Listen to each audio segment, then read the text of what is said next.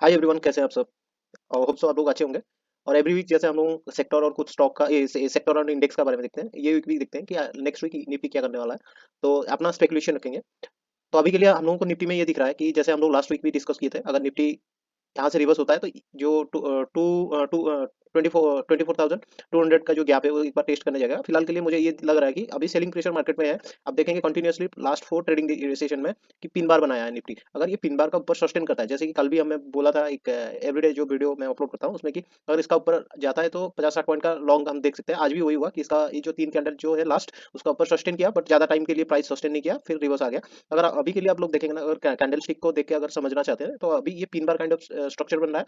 और आप देखेंगे ऑफ साइड में उसका अपर साइड में बिक्स बनना है, यानी इसका मतलब यही डिनोट करता है कि सेलिंग हो रहा है, प्राइस वहाँ ऑफ साइड में जाकर सस्टेन नहीं कर पा रहा है। अगर नेक्स्ट हम लोगों का ये प्लान रहेगा ना, अगर ये 3 बार का ऊपर प्राइस सस्टेन करता है तो एक बार निफ्टी 24,258 to 148 तक जा सकता है, क्योंकि ये जो जोन है ना, मैं फिबोनाची यूज करके देखा था और देख रहा था कि ये जो जोन है ना, जो 240 52 248, ये प्राइस का क्लस्टर बनना है। मैं आगे चल के आप लोगों को कभी एक वीडियो में डिनोट करूंगा कि व्हाट इज प्राइस क्लस्टर और ये क्यों बनता है और कैसे इसका अप्रोचिंग स्टाइल होना चाहिए। फिलहाल के लिए आप देखेंगे तो ये जोन आप लोग याद रखिए कि ये एक सेलिंग जोन का हिसाब से कंसीडर कर सकते हैं, और ये प्राइस क्लस्टर बन रहा है। ये जोन को निफ्टी इतना इजीली नहीं निकाल सकेगा अगर यहाँ से रिवर्स होता है। अगर ऑफ साइड के लिए सिनेरियो में अगर इसका ब्रेकडाउन होता है तो ये बहुत लंबा दिनों से ये ट्रेंड लाइन पे सपोर्ट लेता है। अगर ब्रेकडाउन होता है और नेक्स्ट तो प्राइस जो प्रीवियस बॉटम लगाया था उसमें आके एक बार होल्ड करने का कोशिश करेगा, और इसका भी जोन अगर कट जाता है तो आप एक पेनिक सेलिंग देखेंगे जो कि निफ्टी को 22,800 तक निफ्टी को ले आ सकता है। और ये जो उनका बाद नेक्स्ट निफ्टी डिसाइड करेगा कि उसको होल्ड करना है कि ऊपर जाएगा, क्योंकि ये जो जोन है ना, लास्ट आप देखेंगे ये अप्रैल में लगा था 22,700 वाला जोन। तो हो सके तो प्राइस यहाँ भी आ सकता है अगर ये ब्रेक डाउन होता है। तो अपना प्रीवियस जो बॉटम लगाया था हम लोगों का अभी के लिए हम लोगों का अगर सम अप करते हैं, अगर यहाँ से प्राइस ऑफ साइड जाता है तो ये प्राइस यहाँ तक जा सकता है। आपको मैं मार्क करके भी दिखा रहा हूँ, यहाँ तक प्राइस जा सकता है। अगर ये ब्रेकडाउन होता है, अगर प्राइस इसमें आपका ब्रेकडाउन होता है तो ये प्राइस एक बार ये जोन टेस्ट कर सकता है, और उसको अगर वो भी होल्ड नहीं करता है तो प्राइस डायरेक्ट ये जोन पे आएगा। आप लोगों का क्या हो सके तो मैं होप सो क्लियर कर दिया। अगर प्राइस अपसाइड इस ये 3 बार का ऊपर में सस्टेन करता है तो 24,258 को टेस्ट कर सकता है। अगर डाउन साइड ब्रेक करता है और ट्रेंड लाइन ब्रेक करता है तो एक बार ये अपना जो प्रीवियस लो लगा था वो जोन पे आएगा। अगर वो जोन भी सस्टेन नहीं हो पाया तो डायरेक्ट आपका 22,800 को निफ्टी को आपको देखने को पाएंगे। तो नेक्स्ट हम लोग देखते हैं कुछ सेक्टर का हिसाब से। तो अभी के लिए हम सेक्टर देखते हैं, जस्ट ए सेकंड। बस हम लोग पहले देखेंगे कि निफ्टी एनर्जी सेक्टर में, अगर एनर्जी सेक्टर प्रीवियस वीक भी मैं बोला था ये वीक लग रहा है, और आप देखेंगे कि इसमें भी same kind of pin bar structure बन रहा है। अगर ये पिन बार स्ट्रक्चर का बॉटम ब्रेक होता है, क्योंकि मैं इसमें थोड़ा भी बुलिश मेरा थॉट्स भी नहीं आ रहा है, अगर ये ऑफ साइड जाएगा भी ना, आपको ये सब सेलिंग देखेंगे, क्योंकि यहाँ पे डेथ क्रॉसओवर हो चुका है। अगर ये ऑफ साइड भी जाता है, अगर मैं फिबोनाची लगा के एक बार इसको देख लेता हूँ, तो ये आपका जो प्रीवियस डिमांड जोन था एक बार तो रिटेस्ट हुआ है, फिर भी वहीं से रिटेस्ट रिजेक्शन आके नीचे आने का प्रोबेबिलिटी ज्यादा है। अगर ये प्राइस ऑफसाइड देता है तो यहाँ तक प्राइस जा सकता है। मैं फिर मार्क कर रहा हूँ, अगर ये पिन बार का ऊपर ब्रेकआउट करता है, ये जो पिन बार स्ट्रक्चर का ऊपर साइड ब्रेकआउट करता है, तो एक बार यहाँ तक जा सकता है। अगर नीचे ब्रेकडाउन होता है तो अब मतलब जहां तक जाना है जा सकता है। अभी इसमें 127% तक जा सकता है ये फॉल का। नेक्स्ट देख लेते हैं हम कि pharma sector, sorry, pharma sector में आप अगर देखेंगे तो इसमें आपको एक अगर एलिट आपको थोड़ा बहुत भी पता है, नहीं पता है तो अभी के लिए ना, ये जो जोन था जो 22,685 जो जोन था, ये क्लस्टर था। अगर मैं फिबोनाची यूज किया हूँ, ये क्लस्टर था, अभी इसको ब्रेकआउट कर दिया है। तो होप सो फार्मा सेक्टर में अभी 1000 का जर्नी ऑफसाइड 81% जो है, 81% तक प्राइस जाने का प्रोबेबिलिटी है। अभी जस्ट फिलहाल के लिए 61.8% पे सस्टेन किया है। अगर यहाँ से सेल अप आता है तो ये अपना जो नेकलाइन बनाया हूँ, ये जो आपका 21,000 यहाँ तक आएगा।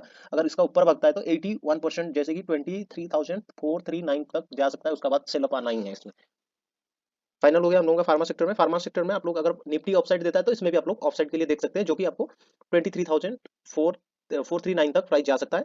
अगर निफ्टी नेगेटिव होता है तो ये आपका ये जो प्रीवियस बॉटम लगा था उसको आके ये टेस्ट करेगा एक बार, और ये सस्टेन नहीं करता है तो आपका 20,000 में आपको फार्मा देखने मिलेगा कुछ दिन बाद। नेक्स्ट देखते हैं हम लोग की पीएससी सेक्टर। पीएससी सेक्टर में यही मुझे इसको बेरिश देखने का रीजन भी बता रहा हूँ। क्या हुआ कि स्ट्रक्चर जो ना लोअर लो कंटिन्यूअसली बनाते जा रहा है, और एक चैनल काइंड ऑफ थिंग्स में ट्रेड हो रहा है। कभी भी अपसाइड जा रहा है, ऊपर में हिट हो रहा है। और अभी क्या हुआ है कि अगर प्राइस एक्शन के हिसाब से देखेंगे तो ये उसका अपना प्रीवियस डिमांड जोन था, और डिमांड जोन में जब आज का जो जो लास्ट ट्रेडिंग सेक्शन का अगर आप देखेंगे कैंडल का फॉर्मेशन, तो आपको क्या लगता है कि स्ट्रॉन्ग बेयरिश कैंडल बना हुआ है। इसमें 0 वीक्स है और सेलिंग इसमें कंपैरेटिव टू अदर देश थोड़ा हाई है। और ये जो 20 दिसंबर जैसे कैंडल बना था वो ऐसे बनना बाकी है। अगर ये जो जो डिमांड जोन उसका ब्रेक होता है तो पीएससी सेक्टर में जो भी स्टॉक है उसका करेक्शन आना, और जो भी आ चुके हैं या फिर आएंगे तो शार्प होगा उसमें से।